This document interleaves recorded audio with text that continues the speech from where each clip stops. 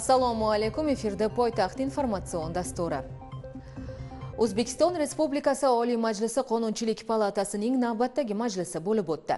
Yig'ilishda 20 ga yaqin qonun loyihalari ko'rib chiqildi. Xususan, O'zbekiston Respublikasi bilan Birlashgan Arab Amirliklari o'rtasida fuqarolik va iqtisodiy ishlar bo'yicha huquqiy yordam ko'rsatish to'g'risidagi bitimni ratifikatsiya qilish to'g'risidagi hamda O'zbekiston Respublikasining ayrim qonun hujjatlariga o'zgartirish va qo'shimchalar kiritish to'g'risidagi qonun loyihalari kun tartibidagi asosiy masalalar qatoridan o'rin oldi.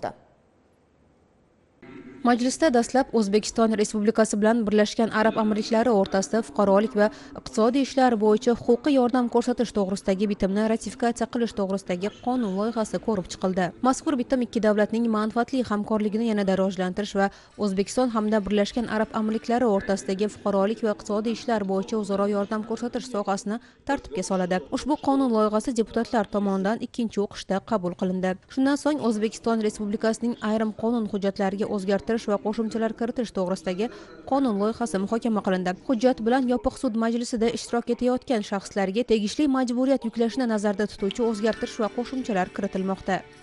Shu qonun loyihasiga kiritilgan o'zgartirishlar aynan qonunda konsepsiyasidan kelib chiqib kiritildi. Qonunda maqsadi aynan yopiq sud majlislaridagi ma'lumotlarni oshkor qilish uchun javobgarlikni belgilashni nazarda tutyapti. Bugungi kunda elektron portalda 7 milliondan oshdi sud qarorlari e'lon qilib borilyapti.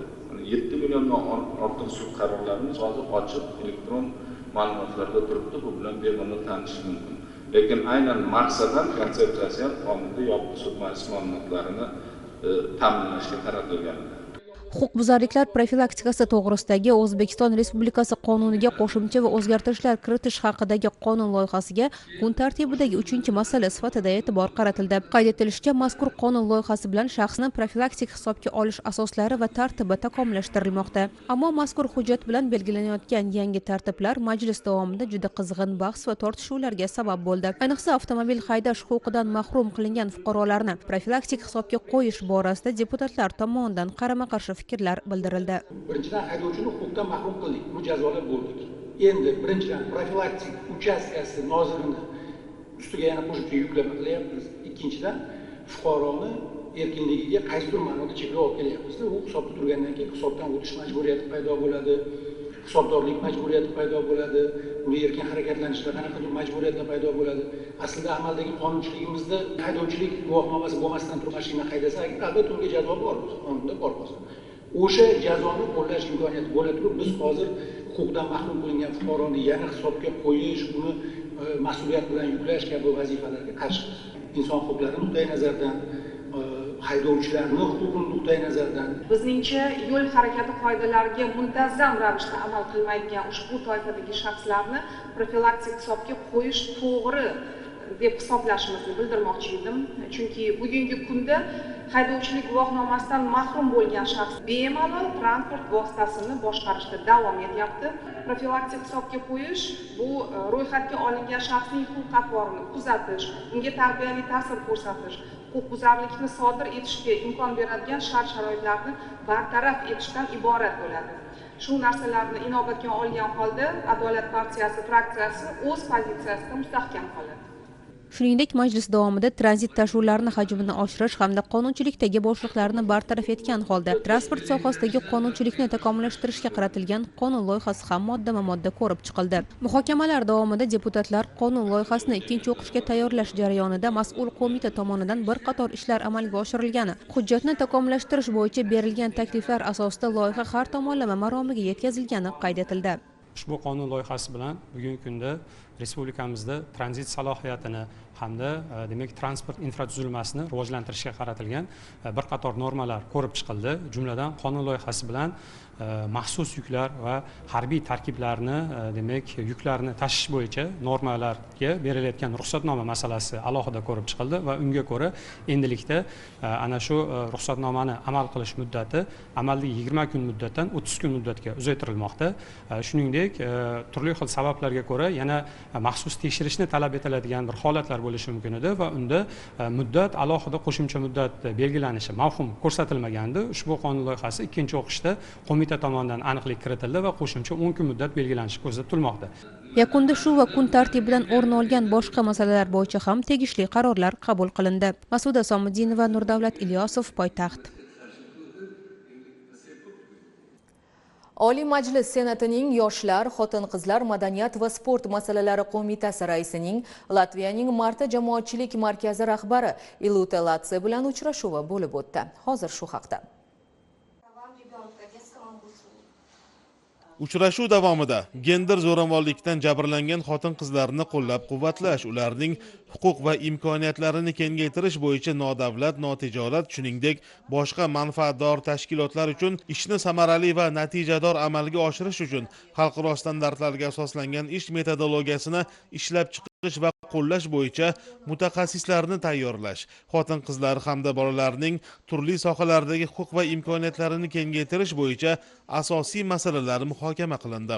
Shuningdek, tomonlar ayollar, jumladan bolalarga nisbatan zo'ravonlikni oldini olish sohasidagi hamkorlikning muhim jihatlarini hamda istiqbolga mo'ljallangan rejalarni ham ko'rib chiqdilar.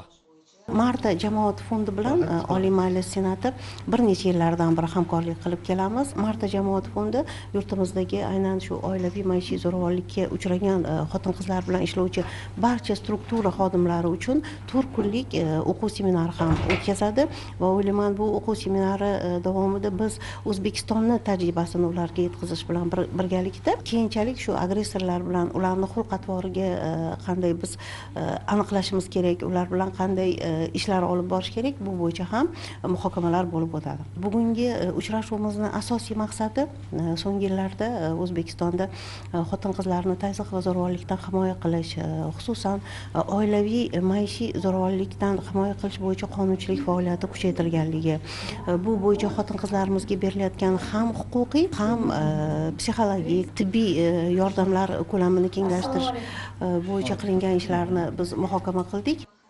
Muloqot chog'ida Marta jamoatchilik markazi direktori yurtimizda amalga oshirilayotgan demokratik islohotlarni qo'llab-quvvatlashini bildirdi. Jumladan, jamiyatni isloh qilish jarayonida O'zbekiston parlamentining roli ortib borayotganini alohida ta'kidladi. Bundan tashqari, inson huquqlari va demokratik o'zgarishlar sohasidagi umumiy maqsadlarni amalga oshirish uchun Latviyaning Marta jamoatchilik markazi hamkorlikka tayyorligini ta'kidladi. Uchrashuv yakunida tomonlar ayollar va bolalarga nisbatan zo'ravonlikni oldini olish bo'yicha qo'shimcha tashabbuslarni ilgari surish amaliyotini davom ettirishga kelishib olishdi. Sardor Mirfuzalov, Bobir Dadaboyev, Poytaxt. Xalq deputatlari Toshkent shahar kengashining 8-sessiyasi bo'lib o'tdi. Unda o'ndan ortiq masalalar yuzasidan 2025-yilning 3 oyi mobaynida qilingan ishlar yuzasidan hisobotlar tinglandi. Dastlab xalq deputatlari Toshkent shahar kengashi sessiyasining kotibi va kun tartibi tasdiqlab olindi. Shundan so'ng Toshkent shahar hokimligi mas'ulining O'zbekiston Respublikasi prezidentining 2022-yil 28-yanvardagi 60-sonli va 2023-yil 11-sentyabrdagi 158-sonli farmonlari hamda 300-sonli qarori ijrosi yuzasidan hisobot tinglandi. Unda joriy yilning shu kuniga qadar Toshkent shahrida oilaviy tadbirkorlik, qurilish ishlari, sanoat, ishlab chiqarish borasida salmoqli ishlar qilingani, natijada qo'shimcha ish o'rinlari yaratilgani, jumladan 12 ta loyiha ishga tushirilishi ortidan 44 nafar fuqaro bandligi ta'minlangani aytildi. Toshkent shahri hududida ijtimoiy-iqtisodiy rivojlanishning eng muhim va dolzarb masalalari yuzasidan 2025-yil 1-choragida amalga oshirilgan ishlar. Bular sanoatni rivojlantirish bo'yicha 2025-yil 1-choragida sanoat mahsulotlari ishlab chiqarish hajmimiz 105.1% ga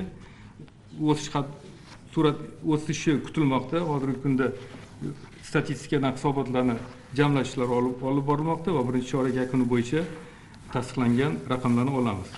hajm 35 trillionga bajarilishi kutilmoqda. Hisobot davri uchun jami 244.3 milliard so'mlik 25 ta loyihalar bo'yicha manzilli loyihalar shakllantirilib, 680 ta ish o'rinlari yaratilishi ko'zda tutilgan. Amalda 262.1 trillion so'mlik 27 ta loyihalar ishga tushirilib, 778 ta ish o'rinlari yaratildi. Ma'lumotlarga ko'ra, yana 25 ta yangi loyiha ishga tushiriladi. Sessiya ishi davomidagi keyingi masala aholi orasida sog'lom turmush tarzini ommalashtirish borasida amalga oshirilgan ishlar haqida Toshkent shahar Sog'liqni saqlash bosh boshqarmasining hisoboti tinglandi. Unda aytilishicha, 2025-yilning 3 oyi davomida oilaviy poliklinikalarga ko'plab malakali shifokorlar ishga qabul qilingan. Biroq hamshiralar va toifaga ega bo'lmagan shifokorlar orasida ko'plab ish almashtirish holatlari kuzatilgan. Hisobotda ayrim surunkali kasalliklarni erta aniqlash uchun aholi orasida skrining tekshiruvlari jadal olib borilgani ma'lum qilindi. Bizda haligacha shu vakansiya muammosi haligacha turibdi, ya'ni 821 ta o'rta tibbiyot xodimlarimiz o'rtasida tibbiyot muassasalarimizda vakansiya bor.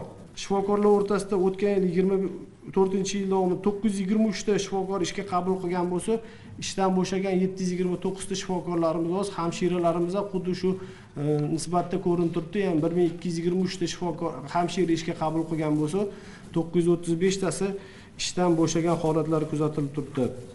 Bunga endi eng asosiy sabab shu kadrlarning qo'nimsizligi, raqobat, ya'ni Toshkent shaharida 1885 taga yaqin xususiy klinikalar bo'lib, raqobat yuzasidan bularga imkon bo'lganligi uchun hozir almashinuv kuzatilyapti. Ta'kidlandiki, shuningdek, aholini sog'lom turmush tarziga keng targ'ib qilish uchun 5000 qadam tamoyili asosida targ'ibot tadbirlari o'tkazilgan. Sessiyada shuningdek Toshkent shahar sport boshqarmasi, soliq boshqarmasi, Toshkent shahar maktabgacha va maktab ta'limi boshqarmasi, qurilish bosh boshqarmasi hamda madaniy meros boshqarmasi va mas'ul vakillarning joriy yilning 3 oy mobaynida amalga oshirilgan ishlari yuzasidan hisobotlari tinglandi. Rustam Rustamov, Zoir Shavkatov, Poytaxt. O'zbekiston Respublikasi Vazirlar Mahkamasi huzuridagi Biznes va tadbirkorlik oliy maktabida barqarorlik uchun innovatsiyalar, yashil iqtisodiy o'tish davrida biznes va tadbirkorlik mavzusida xalqaro ilmiy konferensiya o'tkazildi. Navbatdagi lavha shu haqida. Barqarorlik uchun innovatsiyalar, yashil iqtisodiy o'tish davrida biznes va tadbirkorlik mavzusida tashkil etilgan konferensiyaning asosiy maqsadi yashil iqtisodiyotga o'tish jarayonida iqtisodiy va ekologik muammolarni hal qilish, raqamli va ekologik texnologiyalar orqali barqaror rivojlanish yo'nalishlarini aniqlash hamda innovatsion yondashuvlar bilan ekologik yechimlarni amalga oshirishga ko'maklashishdan iborat bo'ldi. Ushbu tadbir davlatimiz rahbarining 2025-yil 30-yanvardagi O'zbekiston 2030 strategiyasini atrof muhitni asrash va yashil iqtisodiyot yilida amalga oshirishga oid davlat dasturi doirasida tashkil etildi. Bu yerda asosan eng katta urg'u ESG degan bir terminimiz bor.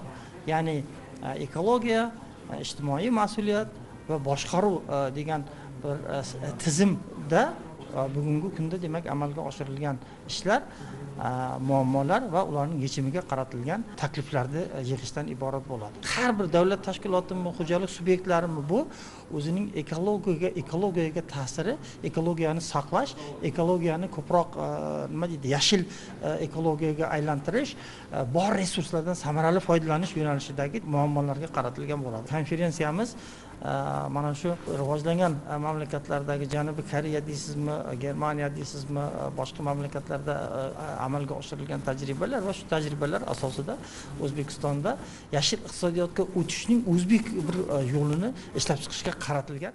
Mazkur xalqaro anjuman yashil o'sish, raqamli transformatsiya va tadbirkorlikni targ'ib qilish orqali barqaror rivojlanishning yangi yo'nalishlarini muhokama qilish, xalqaro tajriba bilan o'rtoqlashish hamda davlat va xususiy sektor o'rtasida muloqot platformasini yaratish maqsadida bo'lib o'tdi. Tadbirda o'zbekistonlik mutaxassislar bilan birgalikda xalqaro ekspertlar, jumladan Germaniya, Fransiya, Latviya, Buyuk Britaniya, Koreya Respublikasi, Xitoy va Qozog'istondan kelgan tadqiqotchilar ham ishtirok etdilar.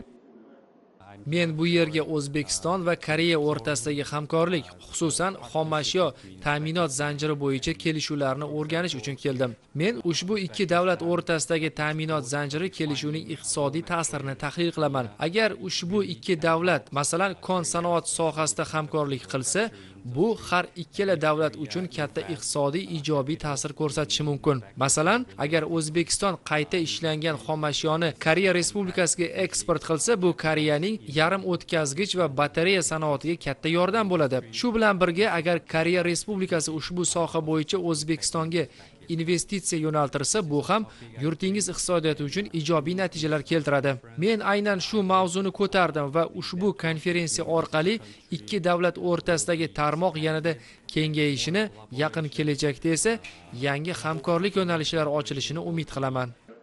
Anjuman doirasida 4 ta tematik sessiya tashkil etildi. Ishtirokchilar yashil investitsiya, davlat aktivlarini samarali boshqarish, inklyuziv o'sish va mahalliy tashabbuslarni qo'llab-quvvatlash masalalari yuzasidan fikr almashdilar. Tadbir yakunida ishtirokchilar davlat va xususiy sektor hamkorligida yashil loyihalarni rivojlantirish, xalqaro moliyaviy institutlar bilan hamkorlikni mustahkamlash hamda mahalliy tashabbuslarni rag'batlantirish bo'yicha qator amaliy taklif va tavsiyalarni ilgari surdilar. Munizxon Majidova, Zoir Shavkatov, Poytaxt. Oliy ta'lim, fan va innovatsiyalar vazirligi aprel oyini muhandislik oyligi deb e'lon qilgan edi. Oylik doirasida texnika yo'nalishidagi oliy ta'lim muassasalarida turli tanlovlar va musobaqalar o'tkazilishi belgilangan. Jumladan 15 aprel sanasidan boshlab Toshkent shahrida Kelajak muhandislari xalqaro festivali start oldi. Festivalning ilk kunidan muxbirimiz lavha tayyorladi.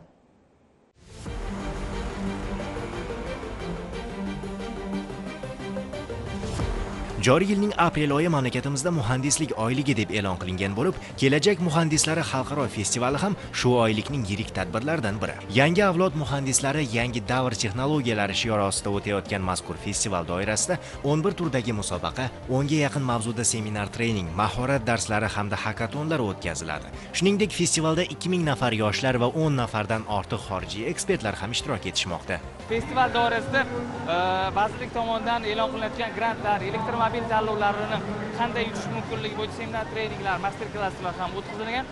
6 yoshdan 30 yoshgacha bo'lgan yosh muhandislarni qamrab oluvchi o'sha kelajak muhandislari hisoblanadi va ushbu festivalimizda xalqaro deb nomlanganligimiz ham bejiz emas. Ushbu festivalga chet eldan ham aynan shu muhandislik yo'nalishini davlat siyosati olib borayotgan ekspertlarni ham chaqirganmiz. Ular bilan davra suhbatida keyingi yillarda birgalikda ushbu tadbirlarni o'tkazish rejalashtirilgan. Festivalning asosiy maqsadi yosh muhandislarning salohiyatini rivojlantirish, ular orasida ilmiy va texnologik tafakkurni targ'ib qilish hamda xalqaro miqyosda hamkorlikni mustahkamlashdir. Qayd etish joiz, Kelajak muhandislari xalqaro festivali yosh muhandislar, innovatorlar va texnologiya ixlosmandlari uchun mo'ljallangan yirik xalqaro tadbir bo'lib, zamonaviy muhandislik yutuqlarini namoyish etish va yosh iste'dodlarni qo'llab-quvvatlashga qaratilgan. Unda ishtirokchilar o'z ixtirolarini taqdim etish, amaliy tajribaga ega bo'lish va xalqaro ekspertlar bilan muloqot qilish imkoniyatiga ega bo'ladi. Xalqaro festivalda namoyish etilayotgan mazkur innovatsion loyihaga e'tiboringizni qaratmoqchiman. Aynan mazkur texnologiyaga chiqilganda va ya'ni yurilganda har bir qadamdan bosilgan va qo'yib yuborilgan vaqtda aynan yashil energiya ishlab chiqariladi va aynan ana shu ishlab chiqarilgan energiya hajmi monitorda aks etyapti.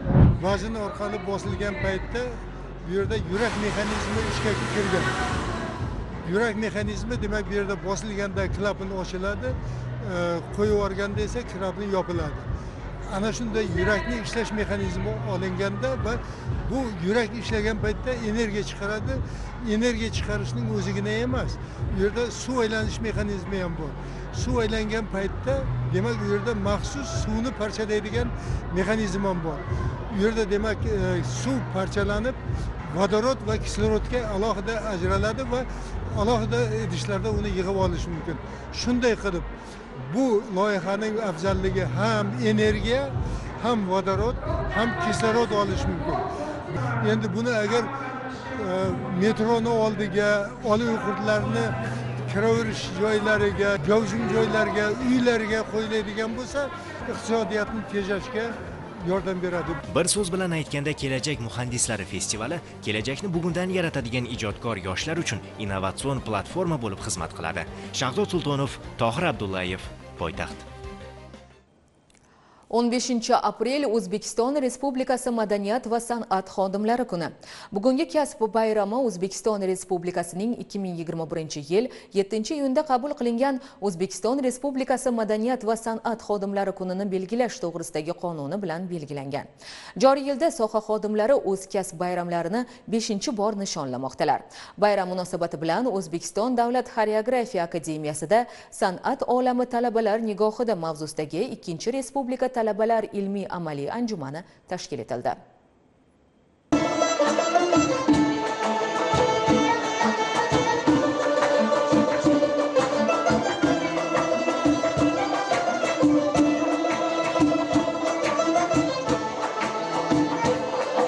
O'zbekiston Davlat xoreografiya akademiyasida tashkil etilgan ilmiy amaliy anjuman ta'lim muassasasida tahsil olayotgan iqtidorli yoshlarning san'at asarlari namoyishi bilan boshlandi.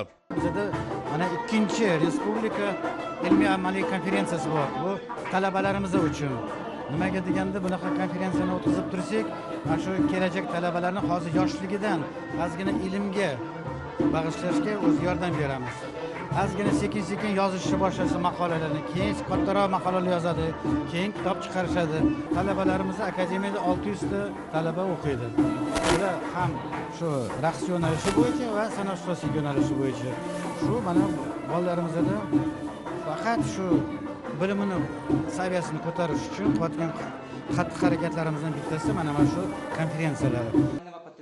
Respublika talabalar ilmiy amaliy anjumani talaba yoshlarni ijtimoiy tadqiqot ishlariga keng jalb etish, intellektual salohiyatini yanada oshirish va ularning ilmiy ijodiy faoliyatini rag'batlantirish hamda ilg'or tajribalardan keng foydalanish, ilm fanni muntazam isloh qilib borishning ustuvor yo'nalishlarini belgilash, shuningdek zamonaviy bilimga ega va mustaqil fikrlaydigan yuqori malakali kadrlar tayyorlash. Shu bilan birga iste'dodli yoshlarni respublikaning nufuzli ta'lim tashkilotlari talabalari bilan tajriba almashishni tashkil etish maqsadida o'tkazildi. Ta'kidlash kerak, anjumanda akademiyaning professor o'qituvchilari tomonidan o'zbek san'ati rivojiga hissa qo'shgan namoyandalarning hayot yo'li yana bir bor yod olinib, san'atning dolzarb masalalari muhokama etildi. O'zbekiston Davlat xoreografiya akademiyasi talabalari nafaqat raqs, xoreografiya sohasida, balki san'atning juda ko'p sohalari bo'yicha yetuk mutaxassislar bo'lib yetishadi. Buning uchun ular albatta ilm fan bilan shug'ullanishlari kerak. Mana dasturning o'zi ko'rsatib turibdiki, bizning talabalarimiz o'zbek milliy raqs haqida, zamonaviy raqs haqida, xalq raqslari to'g'risida, ayni paytda pedagogik ta'lim jarayonlari to'g'risida va san'atning bevosita raqs bilan bog'liq jarayonlari haqida nihoyatda chiroyli ma'ruzalar qilishdi. Mana shu ma'ruzalarda raqs, uning badiiy estetik jihatlari va bugungi ma'naviyat masalalari qamrab olingan. Anjuman so'ngida 5-6 yil ichida yurtimizda madaniyat va san'at sohasida ulkan islohotlar amalga oshirilayotganligi e'tirof etildi. Hech bir yo'nalish mamlakatni san'at va madaniyatchalik mashhur qila olmaydi. Tan olish kerak, so'nggi yillarda yangi O'zbekistonda ayniqsa madaniyat sohasiga, xususan xoreografiya yo'nalishiga katta e'tibor qaratilmoqda. Buxoro maktabimi, Farg'ona yoki Xiva yo'nalishimi bugun ushbu raqs san'atini dunyo jamoatchiligi to'liq tan olgan desak, xato qilmagan bo'lamiz. 15 aprel san'at va madaniyat xodimlari kuni O'zbekiston Davlat xoreografiya akademiyasida o'zgacha nishonlandi. Talabalar uchun foydali bo'lgan ilmiy amaliy anjuman bilan bir qatorda mana bunday amaliy san'at ko'rgazmalari ham namoyish etildi. Sardor Murfuzalov, Bobur Dadaboyev, Poytaxt.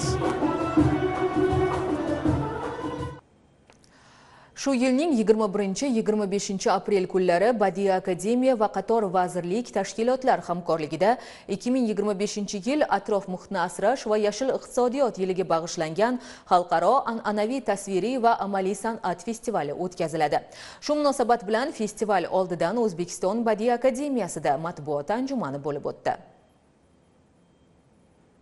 Qayd etish joiz, xalqaro an'anaviy tasviriy va amaliy san'at festivali milliy san'atimizning avloddan avlodga o'tib kelayotgan boy merosini targ'ib etish, o'zbek tasviriy va amaliy san'ati yutuqlarini keng tanitish, yangi iste'dodlarni yuzaga chiqarish, jahon miqyosida ijodiy hamkorlik ko'lamini kengaytirishga xizmat qilmoqda. Matbuot anjumanida ta'kidlanishicha, festivalda Toshkent shahri, viloyat markazlari hamda Qoraqalpog'iston Respublikasi ko'rgazma zallarida taniqli xorijiy va mahalliy ijodkorlar, ustalarning saralangan asarlari asosida ko'rgazmalar, mahorat darslari, badiiy dastur namoyishlari, xalqaro ilmiy konferensiyalar, shuningdek ta'lim muassasalarida tahsil olayotgan yosh ijodkorlarning ijodiy loyihalari namoyishi tashkil etiladi. Ma'lumot o'rnida festival tadbir sarofidagi barcha ko'rgazma zallari, xususan markaziy ko'rgazmalar zali, Ikuwa Hirayama xalqaro madaniyat karvonsaroyi, Toshkent fotosuratlar uyi, Akademiya galereyasi, Kamoliddin Behzod nomidagi Milliy rassomlik va dizayn instituti, Respublika ixtisoslashtirilgan dizayn maktabi ko'rgazma zal, shu bilan birga O'zbekiston tasviriy san'at galereyasida taqdim etiladi. Shahzod Sultonov, Sherzodxo'ja Baxtiyorov, poytaxt. Muhtojlarga yordam berish, qiynalganlarning qo'lidan tutish xalqimizga xos ezgu fazilatlardan. Mamlakatimizda bu xayrli ish juda yaxshi yo'lga qo'yilgan. Buning natijasida ijtimoiy himoya sohasida yildan yilga ijobiy ishlar amalga oshirilmoqda. Barcha hududlarda inson markazlari ochilib, mahallalarda ijtimoiy xizmat ko'rsatish yo'lga qo'yildi. Ijtimoiy xodimlar uyma-uy yurib, muhtoj odamlarga yordam ko'rsatilyapti. Ibrohim Tavasharov bundan 4 yil avval hodisa sabab yurish ne'matidan ayrilgandi. Tushkunlik ichida o'tgan kunlar ham bo'ldi 34 yoshli qahramonimizda. Ammo hayotga bo'lgan ishonch, harakat va shifokorlar tomonidan olib borilayotgan tibbiy muolajalar samarasi bugun o'z natijasini bera boshlagan. 8-umr qansingan. Avtoavariya bo'lganman. Qish vaqti qorga mashinam bilan yuk mashinaga kirib ketganman. O'shandan beri 4 oy, 3 oyga kelib lichinov davolanaman. Bu yerlarga fiziologini olaman. Elfga sportzallarga shug'ullanamiz. Keyin timesting apparati bor, yuqori qo'yilgan o'sha apparatlarda davolanaman. Ancha o'zimga o'zgarish sezdim. Birinchi kelganimga ko'shatga kelgandim. Mana shu holatga keldim. Oyoqlarim endi sekin-sekin sezyapti. Order bilan kelamiz. Har kelganimizga 10 kun muolaja olamiz. Bir yilga 2-3 marta kelaman. Doktorlar endi harakatsiz yurasiz deyapti. O'shaning uchun mashq qilib, lechinni olib davolanyapmiz-da. 250 o'rinli nogironlarni reabilitatsiya qilish va protezlash milliy markazining nevrologiya bo'limida davolanayotgan 25 yoshli bemor Dilshod Qo'ldoshevga tetraparez tashxisi qo'yilgan. U ushbu markazga bir yilda 2-3 marotaba kelib davolanadi. Ularda tetraparez asoratida bemorni gorizontal holatdan vertikal holatga, ya'ni yotgan holatdan tik turgan holatga o'tkazish, shunga moslashtirib borish. Mana fiksatorlar yordamida bu oyoq tutib turadi, bu gavdani tutib turadi, fiksatorlar yordamida kerak bo'lsa boshni tutib turadigan joyda bor qism bor. Unda bemor fiksatsiya qilinadi-da, asta gradusni qo'shib ko'paytirib, hozir ko'rganinglardek ko'paytirib boramiz. Ya'ni ma'lum vaqt turgandan keyin bemor birdaniga tushirmaymiz, asta mana moslashtirib, sekin boramiz. Yana gorizontal holatga tushirib. Vertikalizatsiyadan keyin tashqari yurish moslamamiz bor. Yurish moslamasiga asta o'tkazib boriladi. Cho'milishda bassenda bo'lgan sinish, bo'yin umurtqasi singan. 2 yil bo'ldi. O'zgarishlar 1 yildan oldin boshlandi. Qo'llarga kuch kirdi. Asosda belni to'g'irladik. Endi oyoq bir tizza qoldi. O'shani to'g'irlab olsak, xudo xolasa yurishga harakat qilamiz. Davlatimiz rahbari o'tgan yilning 13-dekabr sanasida ijtimoiy himoya sohasida amalga oshirilgan ishlar va 2025-yildagi ustuvor vazifalar yuzasidan video selektor yig'ilishi o'tkazgan va unda sohada qilinishi kerak bo'lgan qator vazifalar belgilab berilgandi. Jumladan har bir viloyat va tuman shifoxonasida reabilitatsiya xizmatlari yo'lga qo'yilishi aytilib, 12 ta nogironlik reabilitatsiya markazida ergoterapiya, fizioterapiya, davolash, gimnastika xizmatlari qamrovi 5 karra oshirilishi vazifasi belgilangandi. Markaz shifokori ushbu yo'nalishda olib borilayotgan manzildagi harakatlar xususida ham to'xtaldi. Hozirgi kunda ijtimoiy himoya milliy agentligi tomonidan nogironlarni reabilitatsiya qilish va protezlash milliy markazi, bundan tashqari hududiy markazlarga ambulator xizmatni tashkillashtirish bo'yicha taklif berilgan. Shu kungacha Toshkent shahri bo'yicha nogironligi bo'lgan shaxslarni atigi 9% ga reabilitatsiya xizmati ko'rsatilgandi.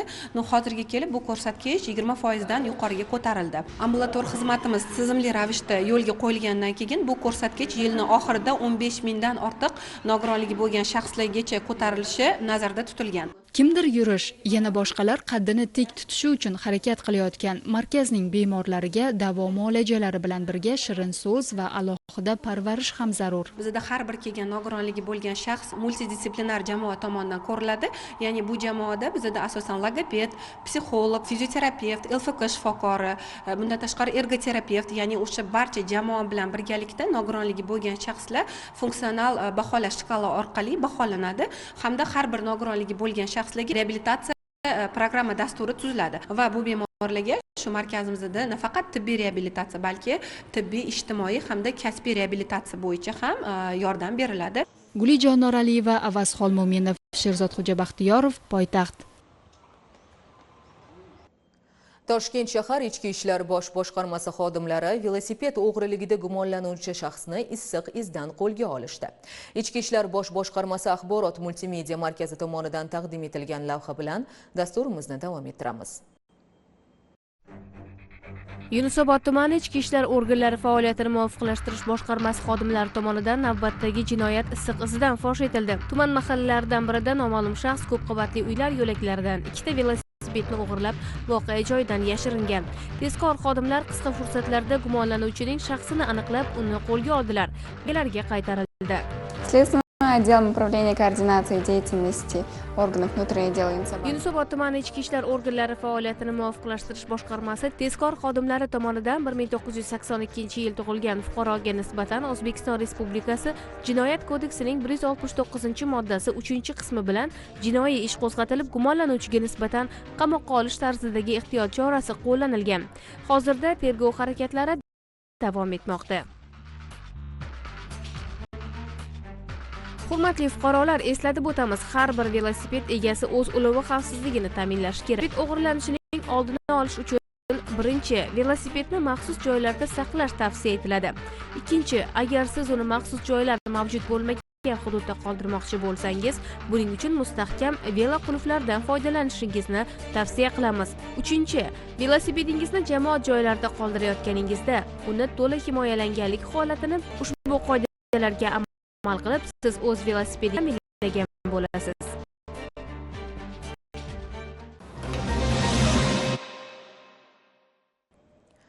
Dasturimizda sport. Bakuda boks bo'yicha o'tayotgan Buyuk Ipak yo'li xalqaro turnirida final janglari bo'lib o'tmoqda. Unda ayollar terma jamoamiz bittadan oltin hamda kumush va 3 ta bronza medalini qo'lga kiritdi. Final bellashuvlarida 50 kg vaznda Sabina Boboqulova oltin medalga sazovor bo'lgan bo'lsa, vazni 48 kg bo'lgan Jasmin Tohirova kumush medalga egalik qildi. Poytaxtimizda esa sambo bo'yicha Osiyo Okeaniya chempionati davom etmoqda. Poytaxtimizdagi Yunusobod sport majmuasida sambo bo'yicha Osiyo Okeaniya chempionatiga start berildi. Bellashuvlarda 12 ta mamlakatdan mahoratli sportchilar qatori yurtimiz terma jamoasi a'zolari ham o'smirlar va yoshlar o'rtasidagi musobaqada muvaffaqiyatli ishtiroklarni davom ettirmoqda. Bellashuvlarning navbatdagi kungi bahslari ancha keskin va murosasiz kechdi. Natijalarga to'xtaladigan bo'lsak, terma jamoamiz a'zolaridan Hakimjon Ismoilov, Diyorbek Mo'ydinov, Laziz Qahhorov, Turg'un Abdiyev, O'lmas Raimjonov, Xolbek Hojiyev, Shuhrat Avasturdiyev, Abdulatif Toshdemirovlar finalda raqiblarini mag'lub etgan holda oltin medallarni qo'lga kiritdi. Shuningdek, o'z vazn toifalarida Azam Rashidov, Mavluda Abdullayeva, Gulmira Ismat va Qosim Safarqulovlar yakunda kumush medallar bilan taqdirlandi. Ta'kidlash joiz, musobaqaning natijalariga ko'ra vakillarimiz 14 ta oltin, 5 ta kumush va 6 ta bronza medallarni qo'lga kiritgan holda umumjamoa hisobida birinchi o'rinni egallab turibdi. Bellashuvlarning ikkinchi kuni jangovar sambo va yakkaliklar o'rtasida final bahslari bo'lib o'tadi.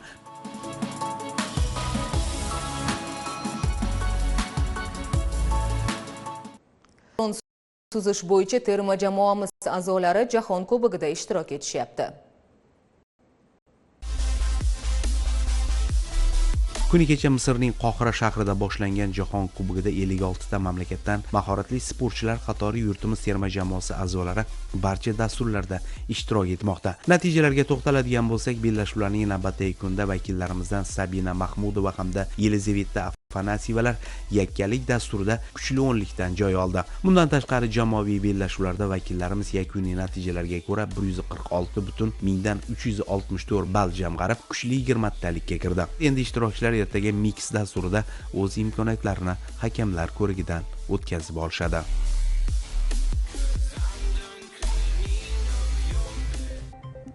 Siz poytaxt informatsion dasturini tomosha qildingiz. Yangiliklar, voqea hodisalar tafsilotini ijtimoiy tarmoqlardagi sahifalarimiz orqali ham kuzatib borishingiz mumkin. Yana efirda ko'rishguncha xayr, salomat bo'ling.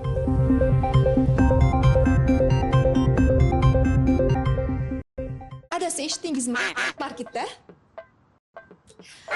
Marketda 50% chegirmaga promokod berishyapti. Katta oila uchun ko'p mahsulotlar marketda bor. Bo'lib to'lash mumkin. Marketda. Ajoyib market. Bundan tashqari, marketda mahsulotlarni solishtirish mumkin.